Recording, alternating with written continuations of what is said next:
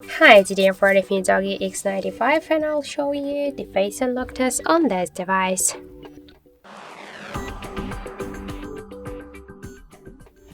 So I just set up my face recognition and now I'll make a couple of tries to unlock the device with my face, and we'll see how far this picture is and does it works.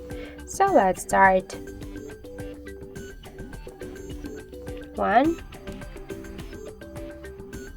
2, 3, 4,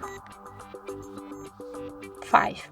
So as we can see, this is the face unlock feature. That's worked correct. We just unlocked the device successfully. So I just suggest you to try this unlock method, but don't forget that the face unlock is less secure than the passcode or pin code unlock methods. So that's it. Thank you for watching, and if you find this video helpful, leave thumbs up and subscribe.